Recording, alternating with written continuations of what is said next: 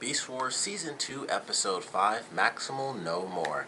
Now, this episode is a huge Dinobot focused episode. It's one where he has a real struggle, where it's like, I am, a Predacon, but of course I'm currently with the Maximals, and now that he knows the truth about where they are, that they're actually on Earth, he has a lot of things going through his head. He's like, man, the main reason I even challenged Megatron and I was pissed off, in the very first episode was because he's like, man, Megatron's a dumbass and we're on the wrong planet and stuck back in time.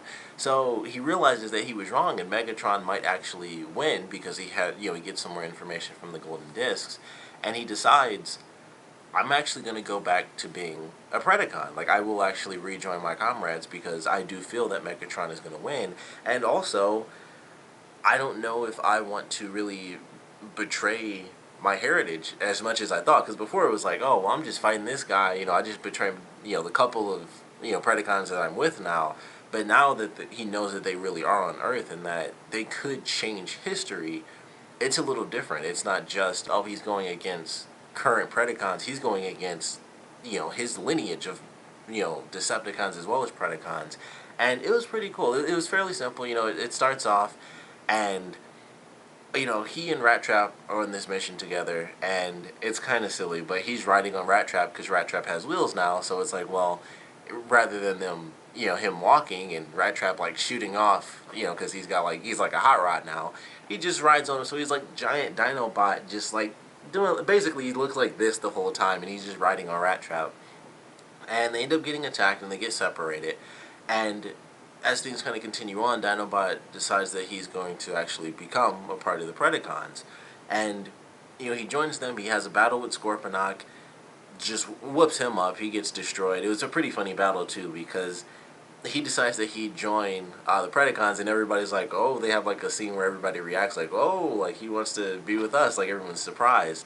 So Megatron's like, okay, well, we need a test, like we need something to prove that you're actually, on the team. And, Black Arachnia mentions like, well, they could totally do a battle, and of course she throws, I don't know why, but she threw Quick Strike in there, like, you can totally take him on, right? And he, of course, is whipped. So he's like, yeah, I could totally do that. And so they have a fight, and Dinobot destroys him. But in the beginning of the fight, it was really funny.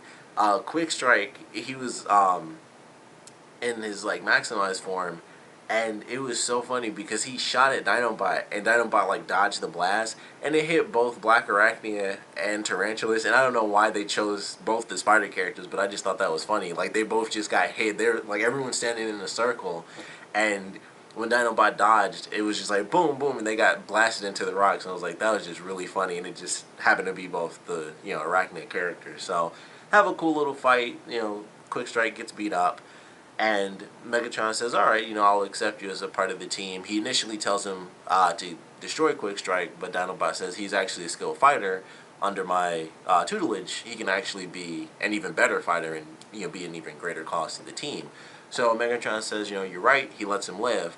And after that, he goes to, like, step 2, and it's like, all right, well, you've proven that you're actually, willing to fight, but I need, a little bit more. And you mentioned that you have the golden disc, so why don't you take me to it? Because he mentions that he took both discs, and he's like, well, one of them I actually gave to Rhinox, and the other I hid, from both sides of the fence until I was sure what I wanted to do with it.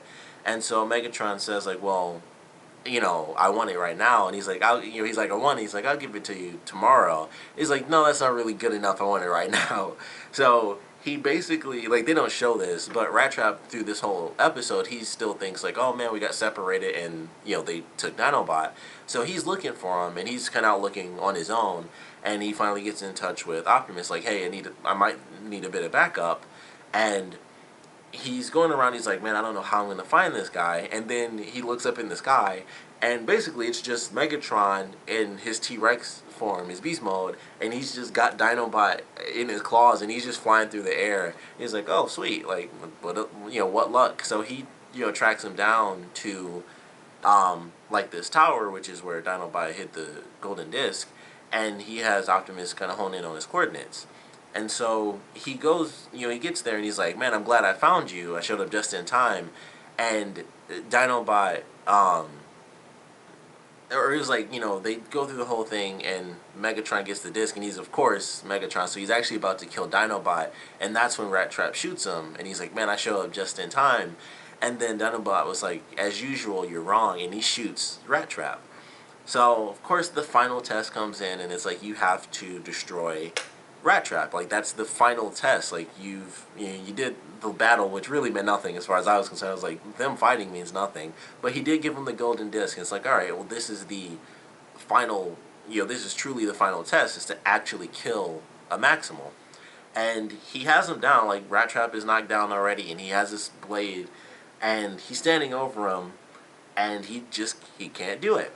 And fortunately, of course, everything works out, and Optimus shows up, and Megatron gets hit, and, he takes off, and it's like, well, he still has the golden disc, and it has a pretty quick resolution, because Dinobot realizes, like, he has a bit of a conversation with Rat Trap, and is like, I could have, but, I just didn't. And I don't know what I was thinking, but Optimus didn't even show up. I think he was supposed to hone in, but he didn't get there in time or something. Maybe that's a totally different episode. I keep doing that, but I don't know why I was thinking Optimus was in this one. But he was in the episode, of course, but he wasn't there to help them fight. So it was just the two of them at the end of the episode, and he was talking with them after Megatron took off, because, Dinobot turned on him, and then he shot him, and then it's like, well, it's 2 against 1 now, so I'm going to take off, and I got the disc anyway. So he leaves. And they have this conversation like, you had me down, why didn't you, basically, why didn't you do it? Why didn't you destroy me? And it was pretty much like, I had a lapse in judgment is kind of how he felt. Like, I thought that I wanted to be with the Predacons just simply because of the fact that Megatron might win, now that he knows that they're actually on Earth. And he's like, I initially felt that way, but it still wasn't really the case. It's still not exactly what I wanted, and that's why, despite what he'd done, he decided to kind of stay with the Maximal team. And he does end up at the base, and that's where Optimus and everyone else is. And so he has this little moment, and it's like, I had my reasons for doing it and stuff, and it was just a bit of an issue. But ultimately, he has this kind of, he just has a lapse in judgment where he's like, I was wrong before, like the first episode when he was super pissed and stuff, and he gets defeated, and he decides to just stay with them.